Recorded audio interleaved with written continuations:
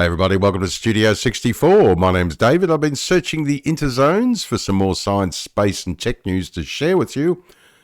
And I came across this. Yes, this is over at New Atlas. Yes, GPT-4 autonomously hacks zero-day security flaws with 53% success rate. People go, well, that's, not very good. That's only half. That's only the start. You wait till GPT-5 comes out. It's learning that quickly.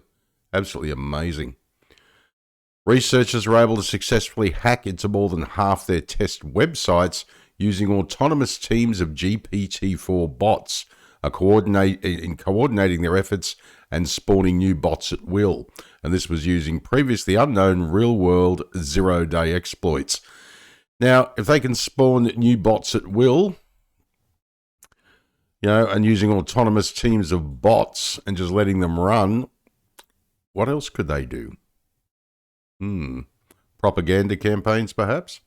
A couple of months ago, a team of researchers released a paper saying they'd been able to use GPT-4 to autonomously hack one-day or n-day vulnerabilities. These are security flaws that are already known, but for which a fix hasn't yet been released. If given the common vulnerabilities and exposures CVE list, GPT-4 was able to exploit 87% of critical severity CVEs on its own. Oh dear. Are there any computer scientists watching this video? Please feel free to comment down below because we'd love to hear from you. I'm not a scientist myself in any way, shape or form. I'm just have a general knowledge of computing going back many decades, and this is it's intensely interesting and a little worrying.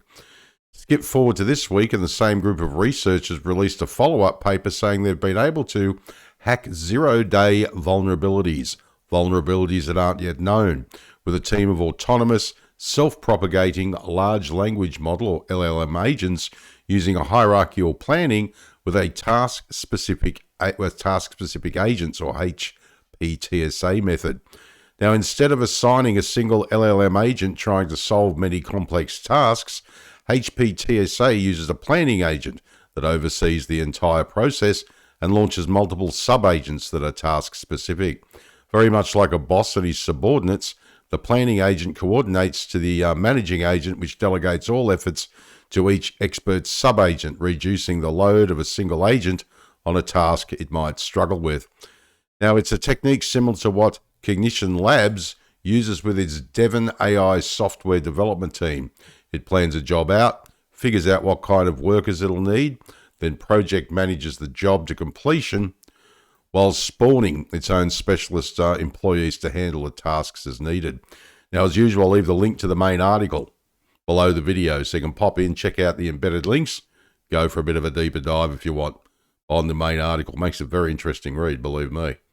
Now, AI teamwork. Now, when benchmarked against 15 real-world focused vulnerabilities, HPTSA is shown to be 550% more efficient than a single LLM in exploiting vulnerabilities, and was able to hack 8 of 15 zero-day vulnerabilities. The solo LLM effort was able to hack only 3 of the 15 vulnerabilities.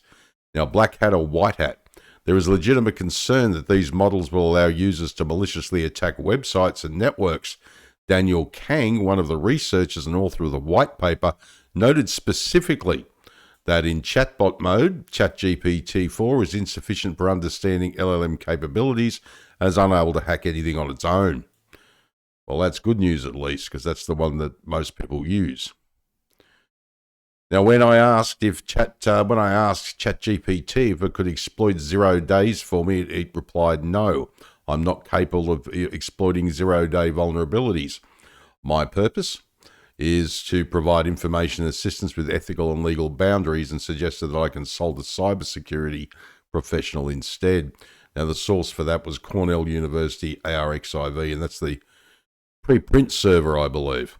Now, and if you have ever noticed the difference between ChatGPT 3.5 and 4, it's streets ahead. I would like to know about ChatGPT 5 and ChatGPT 6. If you're talking an evolution of technologies in the space of just a few years.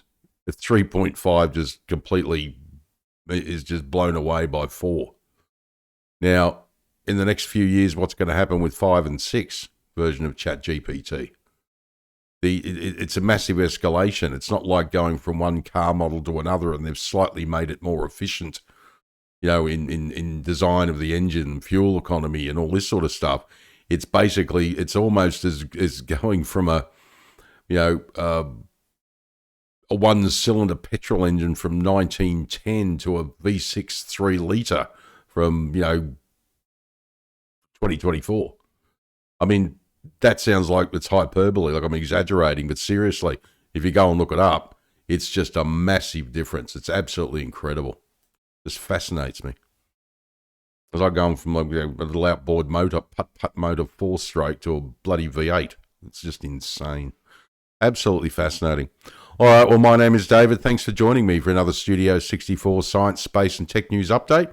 I shall see you in the next one. If you enjoyed this video, please like, share, subscribe. I greatly appreciate it. If you're up for it, drop a comment down below the video because I'd love to hear what you think. All right, take care. And as I always say, if you can't be good at it. And as I also always say, my nipples are very sensitive.